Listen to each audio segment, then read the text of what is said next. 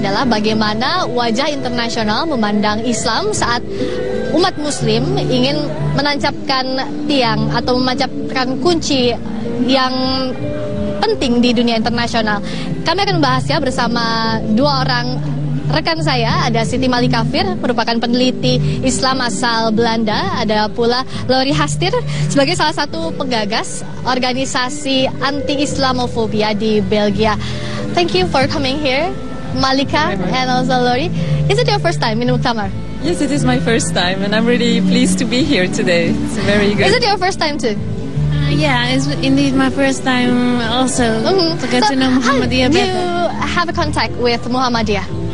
I got in contact by Professor Dr. Din Shamsuddin when I told him I wish to learn more about doing da'wah as a converted Muslim. And Laurie, why are you interested to coming to this event? Okay, for me it was the Indonesian embassy in Belgium who launched an appeal to participate to World Peace Forum in November last year, and then I was re-invited this time. So your organization helps to monitor Islamophobia in Belgium, is that right? Yes, it is right. We try to tackle Islamophobia, and one of the things that we are doing is that we are monitoring and trying to help people who are Muslim who are discriminated by for Islamophobia. So other people there still fear of Islam in Belgium? Yes, there are still people, I would say, ignorant of what is Islam and who are confused about Islam and the terrorism group. And so, yes, there is still fear in Belgium about Muslim and Islam. Organisasi yang diikuti oleh Laurie ini anti diskriminasi, anti Islamofobia. Jadi prediksi bagaimana caranya untuk merubah pandangan internasional agar tidak lagi takut terhadap Islam yang saat ini banyak dipandang sebagai gerakan radikal. So, how do you convince the people in Holland to see Islam not as a radical movement? I always try to start by myself by showing that Islam is not as most people know that Islam is terrorism. So with my behavior, I try to approach them in a good way by smiling, as it is sadaqah in Islam, and what Islamic organizations in the Netherlands are trying to do is showing Islam in the right way by writing articles, books, at TV programs they show, and also now in the Netherlands they have new advertisements with not really advertisement but the sayings of the Prophet ﷺ showing in big poster size format. So to show that Islam is a religion of mercy and an universal religion, we're showing it's against terrorism and radicalism. Sementara di Belanda, Malika memilih untuk menyosialisasikannya lewat berbagai media sosial, juga lewat pamflet ataupun pengetahuan lebih luas lagi kepada masyarakat agar memandang Islam lebih bersahabat lagi. And Laurie, so what did your organization do to counter Islamophobia? Well, we do a lot of things. One of the things that we are doing is to try to improve the recognition of Islamophobia in the Belgian law. So in Belgium we have a law against discrimination, but Islamophobia is not mentioned. So is there any regulation?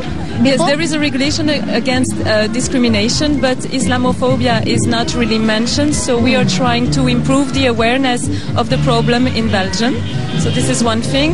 The other thing is that we are sharing with the civil society on topics. Like, for example, we are participating to anti-racism event, and we are trying to gather with other civil society associations. So is it working well? Yes, I think it is. Yes, I think it is. But we still have a lot of work to do, and there is still a lot of Muslims who are suffering every day from discrimination because, for example, it is a gender discrimination. So it's mainly women that are facing Islamophobia, and so we are trying to improve their access to school. We are trying to improve their access to job market, and also to be able to have to rent a house or to buy a house. So this is all type of things that we are trying to improve, but there is still much work. Okay. Di Belgia yang diusahakan oleh organisasi yang juga diikuti oleh Lori adalah untuk memasukkan regulasi atau ke dalam hukum yang ada di negara Belgia apa saja agar warga tidak takut terhadap Islam atau menghindari Islamofobia, sehingga apabila ada warga yang menghasut ada regulasi atau ada sanksi yang bisa diterapkan. Jadi ini juga salah satu langkah nyata yang berhasil di Belgia seperti itu. Dan what's your hope? So there will be not Islamophobia in Europe. Yes, I hope that in the future we will improve the condition of living for Muslim, and that we will, like I said, improve access to school, to jobs, and also to show that Muslim can have a positive presence in Belgium. This is very important because I think this is also doing da'wah in a sense that we are part of this society. We are Belgian and Muslim, and this is something that some people still don't understand. So this is my hope for the future, that we will be recognized as Belgian and Muslim, and that we will have an impact, a positive impact on the society, and also by showing development, for example, in economic development, we can contribute to this. And specifically, how to bridge or maybe to eliminate the Islamophobia in Europe? Well, it's a big challenge. There is many things to do, but the first thing probably is to, like I said, tackle ignorance of people. And to do that, for example, my organization is very often in contact with the media. We try to give another vision of what is Muslim, what is Islam, what are the Muslim, what they are doing. To give another opinion in the media is very important, because most of the time Muslims are influenced by all this terrorism movement. So most of the time Islam is not well represented in the media, especially in Belgium and in Europe. So this is one thing very important, to give another opinion, and also to organize events. Like the next event that will be very big for Europe. It's the No Hate Speech movement, and this No Hate Speech movement is having one day against Islamophobia on the 21st of September. So you can convince more people. Yes, and we need to first to raise awareness about the problem, and then to convince people that we must do something. Okay. Thank you so much, Lori, and also Malika. Terima kasih banyak atas kehadiran di sini.